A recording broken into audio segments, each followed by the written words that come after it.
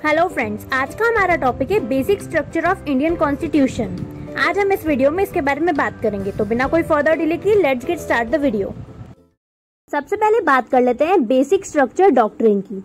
ये जो कॉन्स्टिट्यूशन का बेसिक स्ट्रक्चर है ये मेनली दो आर्टिकल्स के बीच में आता है। दो आर्टिकल्स के बीच में कॉन्फ्लिक्ट है, article number 13 and article number 368।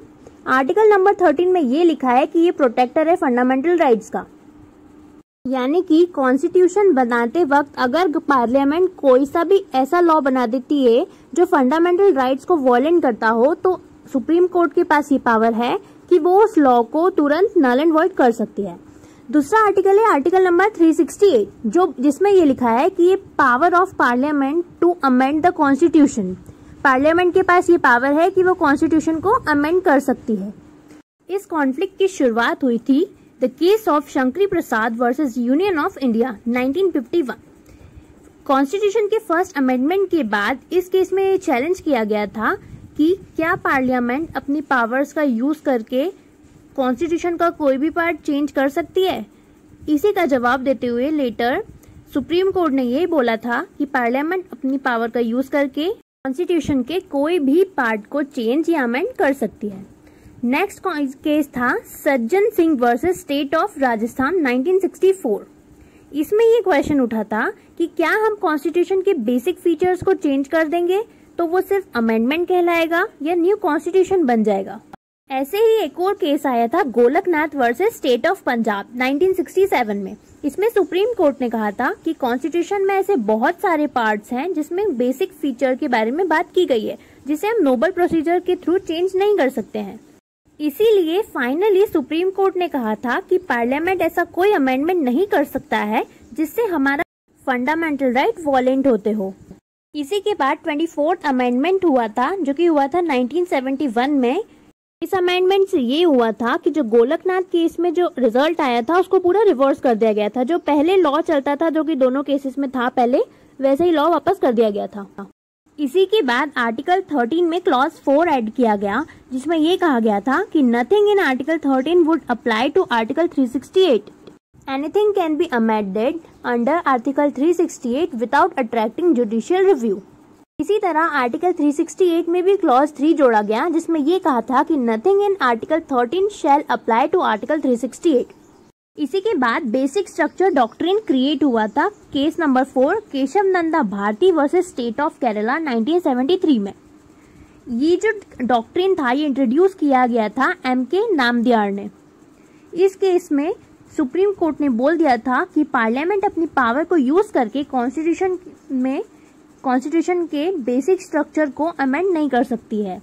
इस केस से सुप्रीम कोर्ट ने पार्लियामेंट को अनलिमिटेड पावर तो दी थी पर कहा था कि पार्लियामेंट अमेंडमेंट कर सकती है बट ऐसा कोई अमेंडमेंट वैलिड नहीं होगा जिससे बेसिक स्ट्रक्चर को कोई नुकसान पहुंच रहा हो या डिस्ट्रॉय हो रहा हो। इसी के बाद बेसिक स्ट्रक्चर की कुछ डेफिनेशंस रफ बनाई गई थी, वो मैं आपको बताती हूँ। पहली थी supremacy of constitution, Republican and democratic form of government, secular form of constitution, separation of power among legislative, executive and judiciary, federal character of constitution, unity and integrity of nation, EPSP mandate to build a welfare state, and last है essential fundamental freedom।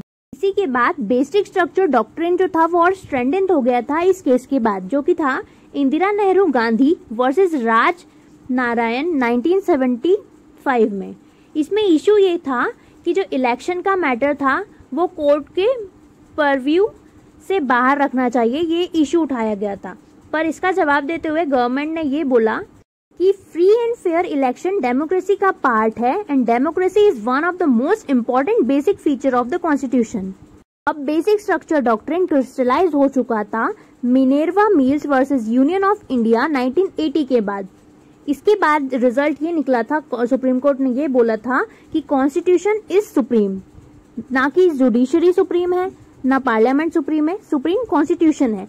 Parliament power of amendment is not absolute, unlimited amending power of parliament was struck down. इसके बाद case आया था Waman Rao versus union of India 1981।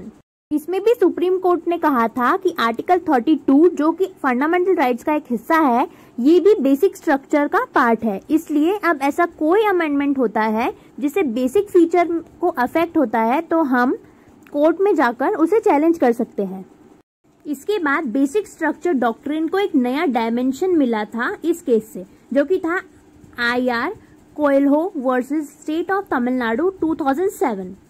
क्योंकि हमें basic structure की definition नहीं मिली थी अभी तक, हम रफ ही यूज कर रहे थे, इसलिए ये पावर सुप्रीम कोर्ट को दे दी गई थी कि जो भी अमेंडमेंट्स हो रहे हैं, उन पे जो भी चैलेंजेस हो रहे हैं, पार्लियामेंट जो बना रही है, उनका जो भी करना है, फाइनल डिसीजन जो भी होगा वो सुप्रीम कोर्ट के हाथ में होगा, सुप्रीम कोर्ट ले सकती है। तो ये था हमारा आज का वीडियो कॉन्स्टिट्यूशन के बेसिक स्ट्रक्चर के ऊपर। अगर आपको मेरा वीडियो पसंद आया हो तो प्लीज मेरे वीडियो को लाइक करें और मेरे चैनल को सब्सक्राइब कीजिए। Thank you.